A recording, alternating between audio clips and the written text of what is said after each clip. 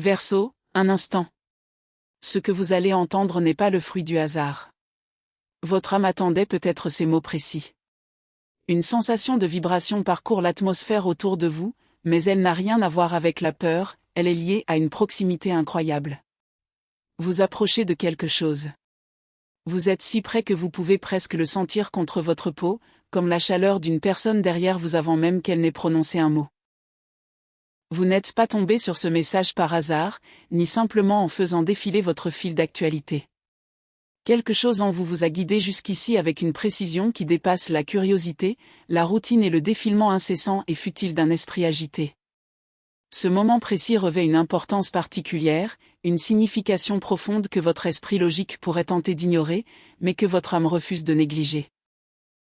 Alors, avant d'aller plus loin, j'aimerais vous demander quelque chose. Je vous demande de baisser votre garde. Pas complètement, et certainement pas de manière imprudente, mais juste assez pour que ce que je vais vous dire puisse toucher une corde plus profonde que votre intellect.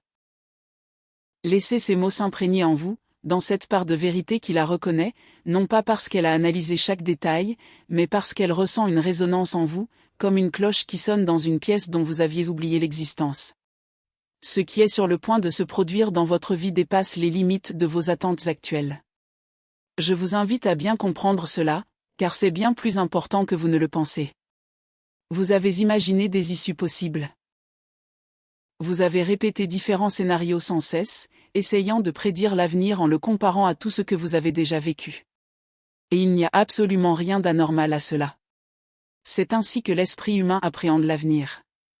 Il se tourne vers le passé pour y chercher des indices sur ce qui pourrait arriver. Mais cette méthode a ses limites.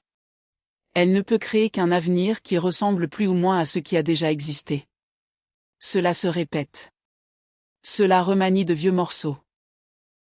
Cela prend la matière première de votre histoire et la réorganise en versions légèrement modifiées, puis qualifie chaque version de possibilité.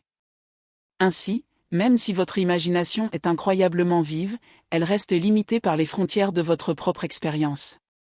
Vous avez rêvé dans une boîte construite à partir de vos blessures, de vos déceptions, de vos peurs et des limitations que vous avez apprises en chemin. Mais ce qui arrive vers vous n'existe pas à l'intérieur de cette boîte. Cela existe au-delà de tout ce que vous pensiez auparavant que votre vie pouvait devenir. Et je veux expliquer précisément ce que je veux dire, car je comprends que cela puisse paraître abstrait. Je ne veux pas que ces mots deviennent un autre langage spirituel vide, beau un instant, mais qui disparaît dès que vous essayez de le relier à votre réalité. Des mouvements se produisent en ce moment même dans des royaumes invisibles à vos yeux. Des conversations ont lieu auxquelles vous ne participez pas personnellement. Des lignes temporelles opèrent juste au-delà de votre conscience, et tous ces éléments apparemment séparés convergent vers un point central. Ce point, c'est vous. Pas une version générique de vous-même. Pas une catégorie de personnes. Pas un groupe démographique, ni un type particulier. Vous précisément. Vous, avec votre histoire unique, vos blessures particulières, vos dons uniques et votre manière inimitable d'évoluer dans ce monde, une manière qui n'a jamais appartenu à personne d'autre et qui n'appartiendra jamais à personne d'autre. Ces forces convergentes se dirigent vers vous avec une précision si remarquable que la coïncidence devient presque impossible comme explication. Et lorsque ces forces rencontreront enfin votre vie, l'effet sera radical. Non pas violemment.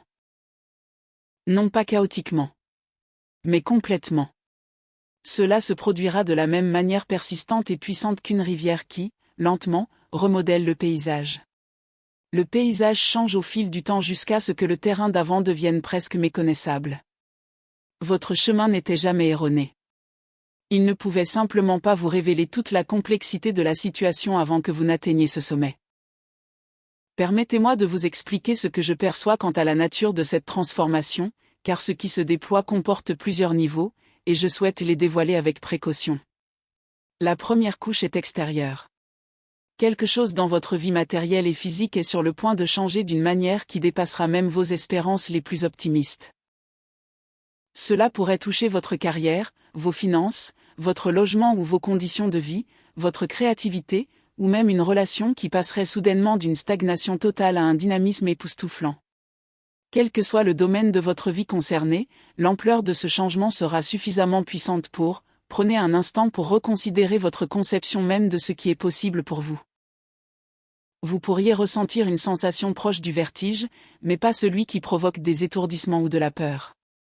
Il s'agit plutôt d'une sensation d'immensité, celle qui vous envahit lorsque vous atteignez le bord d'un point de vue à couper le souffle et que vous réalisez soudain que le monde qui vous entoure est infiniment plus vaste que ce que le chemin étroit que vous empruntiez jusqu'alors ne pouvait vous révéler.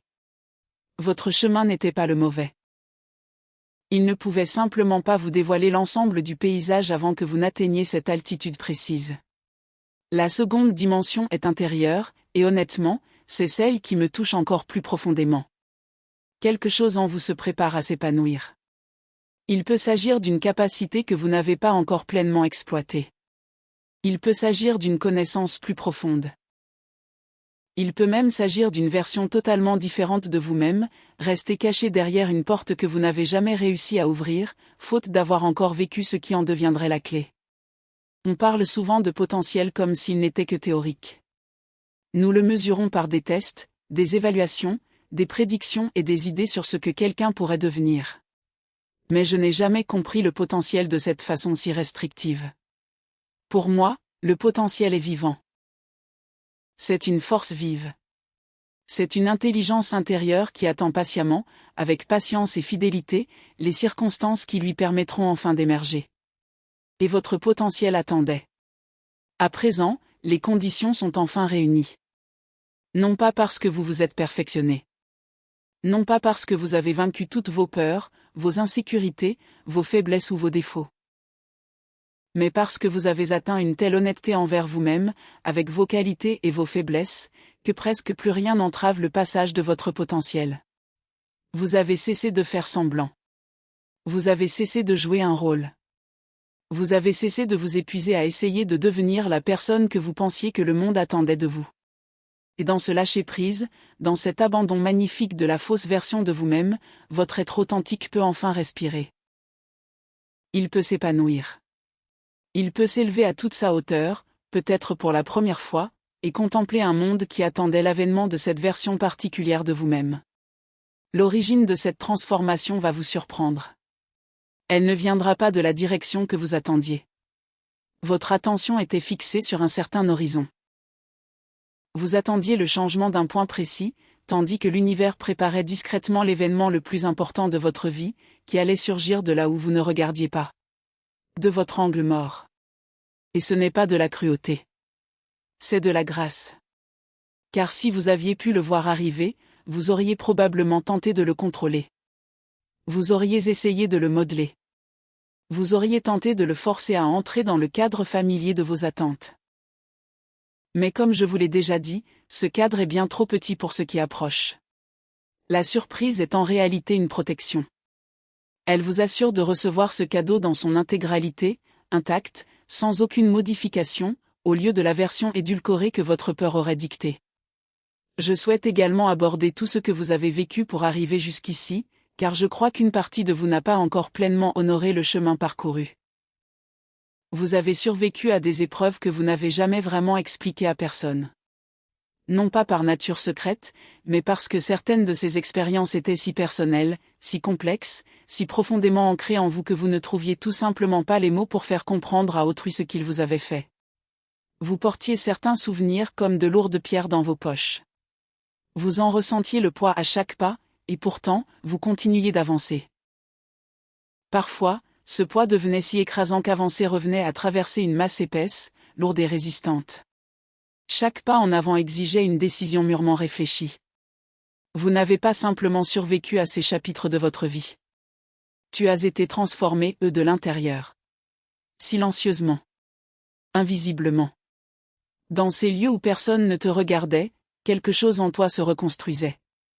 Le feu ne t'a pas détruit, il t'a purifié, Et la personne qui se tient ici maintenant, qui écoute ces mots, est le fruit de ce processus de purification. Tu n'es pas une œuvre abîmée. Tu n'es pas simplement un survivant au sens péjoratif du terme. Ce mot peut parfois revêtir une signification bien plus profonde. Tu es un chef-d'œuvre forgé, chauffé, façonné et fortifié par des forces qui ont mis à l'épreuve chaque partie de ta composition et qui ont pourtant constaté que ton essence restait intacte. Tu es resté intact. Et parce que tu as tenu bon, parce que la part la plus profonde de ton être s'est révélée indestructible, même sous la pression la plus extrême, vous avez désormais accès à quelque chose qui appartient habituellement à ceux qui ont été mis à l'épreuve de manière profonde. Je parle d'une sagesse qui ne s'acquiert pas simplement en lisant des livres. Elle ne s'emprunte pas auprès de mentors, et ne s'absorbe pas grâce à des podcasts ou aux conseils d'autrui. C'est une sagesse qui réside au plus profond de votre système nerveux. Elle vit dans la mémoire de vos muscles et dans la subtile façon dont votre respiration se modifie lorsqu'une chose est authentique, par opposition à une simple illusion. Vous pouvez discerner la différence entre le réel et le simulacre. Et maintenant, vous percevez cette différence dans votre corps avant même que votre esprit conscient n'ait fini d'examiner l'épreuve. Cette connaissance, cette compréhension durement acquise, forgée dans l'épreuve, viscérale, vous sera d'un secours inestimable dans tout ce qui vous attend. Car ce qui approche est suffisamment important pour que certaines personnes tentent de s'y rattacher. Il se peut que des gens se souviennent soudainement de votre nom. Des personnes qui, de façon inattendue, se soucient soudainement de votre bien-être au moment même où votre situation commence à s'améliorer. Des personnes dont l'intérêt pour votre vie s'intensifie soudainement en constatant votre bonne fortune. Mais votre sagesse les reconnaîtra sans que vous ayez à vous forcer à être méfiant. Vous n'aurez pas besoin de vous endurcir. Vous n'aurez pas besoin de vous replier sur vous-même. Vous le saurez, tout simplement. Et cette lucidité vous protégera sans vous obliger à sacrifier votre ouverture naturelle. Il y a aussi une conversation qui doit avoir lieu entre vous et une ancienne version de vous-même, une version que vous avez laissée derrière vous en chemin. Je sais que cela peut paraître étrange, mais suivez-moi. À un moment donné du processus qui vous a façonné, vous avez laissé une partie de vous-même derrière vous. Pas intentionnellement. Pas cruellement. Mais de la même manière qu'une personne qui fuit un immeuble en flammes ne s'arrête pas pour ramasser tout ce qu'elle aime avant de courir se mettre en sécurité. Elle prend ce qu'elle peut emporter. Et puis elle court. Vous fuyez quelque chose. Peut-être la douleur. Peut-être l'échec. Peut-être une réalité devenue trop pesante pour continuer à la vivre. Et pendant votre fuite, quelque chose de précieux s'est détaché. Il s'agissait peut-être d'une qualité que vous possédiez autrefois, d'un rêve que vous protégiez jadis, ou d'une vision de la vie qui constituait une part essentielle de votre identité. Peut-être était-ce votre insouciance. Peut-être était-ce votre ambition. Peut-être était-ce la confiance que vous aviez en la bonté fondamentale des gens. Ou peut-être était-ce votre capacité à vous émerveiller, cet émerveillement pur d'être en vie, si naturel dans votre jeunesse, avant que les désillusions de l'âge adulte ne vous apprennent peu à peu à y renoncer. Quel que soit ce qui vous manquait, il vous appelle à présent. Et l'une des choses qui dépassera votre imagination dans ce qui vous attend n'est pas seulement le changement extérieur. C'est la réunion intérieure. Tu vas retrouver quelque chose que tu croyais perdu à jamais. Cette paix perdue est en train de revenir vers toi. Elle reviendra presque comme un animal bien-aimé, disparu depuis longtemps, qui parvient miraculeusement à retrouver son chemin. Maltraitée. Plus mince. Changée. Mais vivante. Toujours vivante. Et le bonheur qui naît de ces retrouvailles, de ce sentiment de redevenir entier, même si tu avais déjà accepté l'idée que cela ne se reproduirait jamais, deviendra l'une des plus belles expériences de ta vie. Il y a un autre aspect de ta patience que je tiens à souligner, car ce dont tu as fait preuve est différent d'une simple attente et mérite d'être qualifié autrement. Tu n'as pas pratiqué la patience passive. Tu n'es pas simplement resté immobile à espérer que quelque chose finisse par apparaître. Tu as fait preuve de patience active. C'est celle qui continue d'agir, de se montrer présent et de donner le meilleur de soi-même, même en l'absence totale de résultats visibles. Cette qualité est extraordinairement rare. La plupart des gens parviennent à maintenir leurs efforts lorsqu'ils constatent des progrès. Lorsque les retours sont suffisamment fréquents pour les rassurer et leur confirmer qu'ils avancent dans la bonne direction, la plupart des gens peuvent persévérer. Mais vous avez avancé presque sans aucun retour. Il y a eu des périodes où l'univers semblait complètement silencieux. Les signes ont disparu. Les synchronicités se sont raréfiées. Ces petites confirmations qui, d'ordinaire, entretiennent la foi, ont semblé s'évanouir. Et il ne vous restait plus rien, si ce n'est la simple décision de continuer à croire en quelque chose que vous ne pouviez ni voir ni prouver. Pourtant, vous avez continué à croire. Pas toujours avec confiance. Pas toujours avec joie.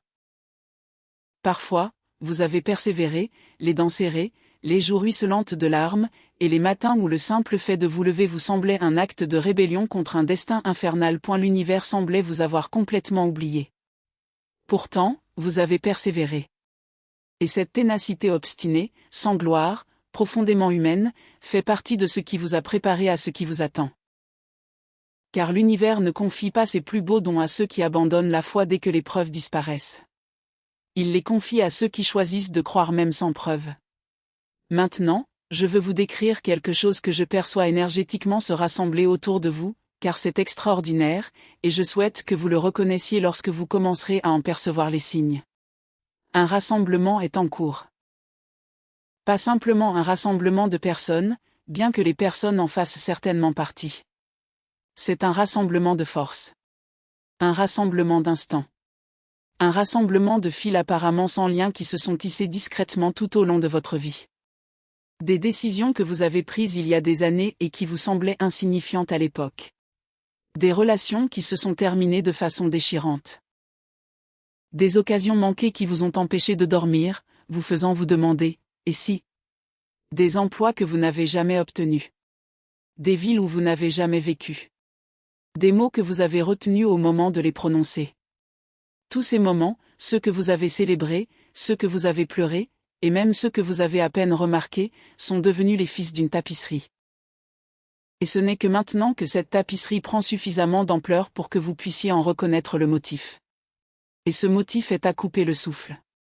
Il est si détaillé, si intentionnel, et si magnifiquement agencé que lorsque vous le verrez enfin clairement, vous ressentirez peut-être une vague d'émotion partant du sommet de votre crâne et se propageant dans tout votre corps comme une douce chaleur. Car soudain, vous comprendrez.